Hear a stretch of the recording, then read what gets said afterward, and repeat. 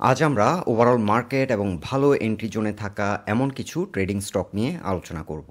আলোচনার শুরুতেই সবার দৃষ্টি আকর্ষণ করছি, কোনো প্রকার ফিনান্সিয়াল অ্যাডভাইস এই ভিডিওটির মাধ্যমে আমরা দিচ্ছি না, সম্পূর্ণ এডুকেশনাল পারপাসে এই কন্টেন্টটি করা হচ্ছে। শুরুতেই তুলে ধরছি ডিএসসি ব্রড ইন্ডেক্সের বর্তমান অবস্থান। লাস্ট ট্রেডিং সেশনে মার্কেট ক্লোজ হয়েছে 5247 পয়েন্টে। মার্কেট দীর্ঘদিন ধরে 5100 থেকে 5240 এই পয়েন্টটিতে সাইডওয়ে প্রাইস অ্যাকশন করছিল। ফাইনালি গত সপ্তাহে মার্কেট 5240-এর এই রেজিস্ট্যান্স পয়েন্টটিকে ব্রেকআউট করে আপ টু 5282 পয়েন্ট পর্যন্ত হিট করে, কিন্তু এই পয়েন্ট থেকে ইমিডিয়েটলি রিজেক্ট হয়ে মার্কেট আবারও 5240-এর এই জোনটিতে সাপোর্ট নেওয়ার চেষ্টা করছে। যেহেতু 5240 মার্কেটের জন্য একটি ইমিডিয়েট রেজিস্ট্যান্স ছিল এবং গত সপ্তাহে মার্কেট এই রেজিস্ট্যান্সটিকে ব্রেকআউট করার কারণে এই ব্রেকআউট পয়েন্টটি মার্কেটের জন্য এখন সাপোর্ট হিসেবে কাজ করছে। সো এই সপ্তাহে মার্কেট যদি 5240-এর এই পয়েন্টটিকে রিটেস্ট করে এখান থেকে ইউটার্ন নেয়, মার্কেটের পরবর্তী গন্তব্য হতে পারে 5360 এবং 5360-এ এসে মার্কেট আবারও একটা ভালো রকমের সেল প্রেশার ফেস করবে। ইচিমোকো ক্লাউডেও যদি মার্কেটের অবস্থান আমরা দেখি, মার্কেট বর্তমানে ইচিমোকো ক্লাউডের উপর ঘুরে দাঁড়ানোর চেষ্টা করছে। সংক্ষেপে বলতে গেলে মার্কেটের জন্য এখন একটি সাপোর্ট পয়েন্ট হচ্ছে 5240, পরবর্তী সাপোর্ট হচ্ছে 5205, মার্কেটের জন্য ইমিডিয়েট যে রেজিস্ট্যান্স সেটি হচ্ছে 5360, আর মার্কেটের শর্ট টার্ম গন্তব্য হতে পারে 5800 পর্যন্ত। এখন আমরা ভালো এন্ট্রি জোনে থাকা এমন কিছু স্টক নিয়ে আলোচনা করব। প্রথমে আমরা ডিভিএচের ডে চার্ট নিয়েছি। ডে চার্টে আমরা একটি প্যাটার্ন আইডেন্টিফাই করেছি, এটাকে বলা হয় ট্রায়াঙ্গেল প্যাটার্ন। আর এই ট্রায়াঙ্গেল প্যাটার্নটি ব্রেকআউট করবে প্রাইস পয়েন্ট লেভেল 37.5-এ। সো যারা ট্রেডিং ইন্টারেস্টেড তারা চাইলে 37.5-এ এখানে একটা এন্ট্রি নিতে পারেন। আর যেহেতু ডিভিএচ একটি ভালো মানের স্টক ফিনান্স সেক্টরে, চাইলে গ্র্যাজুয়ালি ডলার কস্ট অ্যাভারেজের মাধ্যমে এন্ট্রি নেওয়া যেতে পারে। ডিভিএচের জন্য স্ট্রং সাপোর্ট হচ্ছে 35.4।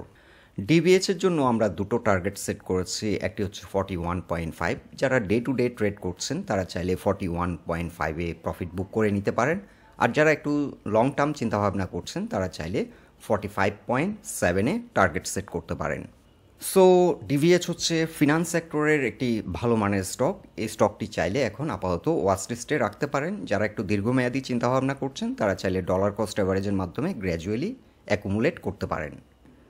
এখন আমরা ডে চার্টে তুলে ধরছি অ্যাডভেন্ট ফার্মা। অ্যাডভেন্ট ফার্মার জন্য এখন গুরুত্বপূর্ণ একটি সাপোর্ট হচ্ছে 15.7। এই স্টকটি এখন এন্ট্রি নেওয়ার জন্য ভালো প্রাইস পয়েন্টে আছে, চাইলে স্টকটিতে এখন এন্ট্রি নেওয়া যেতে পারে। ইমিডিয়েট যে রেজিস্ট্যান্সটি রয়েছে সেটি হলো 18.2, চাইলে এখানে আপনারা সেল টার্গেট সেট করতে পারেন যারা ডে টু ডে ট্রেড করছেন।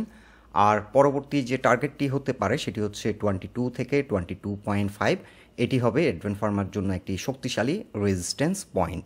আর এই জোনটিতে এসে কিন্তু অ্যাডভেন্ট ফার্মা ভালো রকমের একটা সেল প্রেশার ফেস করবে। যারা একটু লং টার্ম চিন্তাভাবনা করছেন তারা চাইলে 22.5-এ টার্গেট সেট করতে পারেন, আর যারা শর্ট টার্ম চিন্তাভাবনা করছেন তারা 18 থেকে 18.2 এখানে প্রফিট বুক করতে পারেন। এখন আমরা ডে চার্টে তুলে ধরছি মালিক স্পিনিং। মালিক স্পিনিং বর্তমানে এন্ট্রি নেওয়ার জন্য ভালো প্রাইস পয়েন্ট অবস্থান করছে। 26 হতে পারে গুড এন্ট্রি পয়েন্ট। ডে চার্টে কিন্তু 20 এবং 50 এক্সপোনেনশিয়াল মুভিং অ্যাভারেজের উপর ঘুরে দাঁড়িয়েছে এবং এখানে একটি বুলিশ ক্রস ওভারও আমরা দেখতে পাচ্ছি। এই স্টকটি চাইলে গ্র্যাজুয়ালি এখন এন্ট্রি নেওয়া যায়। মালিক স্পিনিংয়ের জন্য আমাদের ফার্স্ট টার্গেট হচ্ছে 31.7। সো এই স্টকটি বর্তমানে এন্ট্রি নেওয়ার জন্য ভালো প্রাইস পয়েন্টে রয়েছে, চাইলে ডলার কস্ট অ্যাভারেজের মাধ্যমে গ্র্যাজুয়ালি অ্যাকুমুলেট করতে পারেন। এখন আমরা ইন্স্যুরেন্স সেক্টরের একটি গুরুত্বপূর্ণ স্টক কর্ণফুলির ডে চার্ট নিয়েছি। কর্ণফুলি বর্তমানে এন্ট্রি নেওয়ার জন্য ভালো প্রাইস পয়েন্টে রয়েছে। কর্ণফুলির জন্য একটি গুরুত্বপূর্ণ সাপোর্ট হচ্ছে 27.7। চাইলে এই জোনটিতে একটা এন্ট্রি নিতে পারেন। যদি কোনো কারণে এই সাপোর্টটিকে রেসপেক্ট না করে 24.8 কিংবা 25 লেভেলে আবার একটি এন্ট্রি নিয়ে অ্যাভারেজ ডাউন করে নেবেন। এই স্টকটি ইন্স্যুরেন্স সেক্টরের মোমেন্টাম ফর্ম করলে ভালো একটা প্রাইস অ্যাকশন হতে পারে। কর্ণফুলি রিসেন্টলি 33.7 পর্যন্ত হিট করেছিল, চাইলে 33.5 থেকে 33.7 পর্যন্ত ফার্স্ট টার্গেট সেট করতে পারেন এবং পরবর্তী টার্গেট হতে পারে 38। সো ইন্স্যুরেন্স সেক্টরের এটি ভালো একটি পারফর্মিং স্টক। ইন্স্যুরেন্স সেক্টর ভালো মোমেন্টাম ফর্ম করলে এই স্টকটিও ভালো প্রাইস অ্যাকশন করবে বলে আমরা আশা রাখি। এখন আমরা ডে চার্টে তুলে ধরছি অগ্নি সিস্টেম। অগ্নি সিস্টেম আইটি সেক্টরের একটি ভালো পারফর্মিং স্টক। অগ্নি সিস্টেমের জন্য এখন একটি সাপোর্ট হচ্ছে 27.4, যেহেতু ডে চার্টে এটি 50 এবং 20 এক্সপোনেনশিয়াল মুভিং অ্যাভারেজের উপর ঘুরে দাঁড়িয়েছে।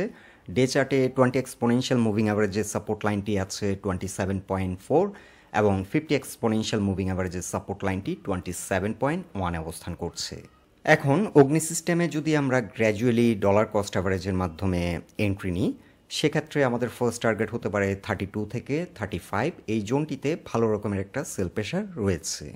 সো এই সপ্তাহে মার্কেট যদি কিছুটা কারেকশন মোডে থাকে, সেক্ষেত্রে 27.5 লেভেলে হয়তো একটা এন্ট্রি নেওয়ার অপরচুনিটি আসতে পারে। আর এই জোনে যদি আমরা এন্ট্রি নিই, সেক্ষেত্রে আপাতত স্টপ লস সেট না করে আমরা 25 লেভেলে নেক্সট একটা এন্ট্রি সেট করতে পারি।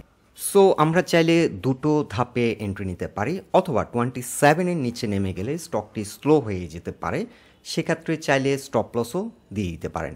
সো অগ্নি সিস্টেম যেহেতু আইটি সেক্টরের একটি গুড পারফর্মিং স্টক, এই স্টকটিকে চাইলে ওয়াচ লিস্টে রাখতে পারেন, চাইলে ধাপে ধাপে এন্ট্রি নিতে পারেন। আমরা টার্গেট সেট করছি 32 থেকে 35। এই জোনটিতে ভালো রকমের সেল প্রেশার আসবে, সো এই জোনটিতে প্রফিট বুক করে নিতে পারেন।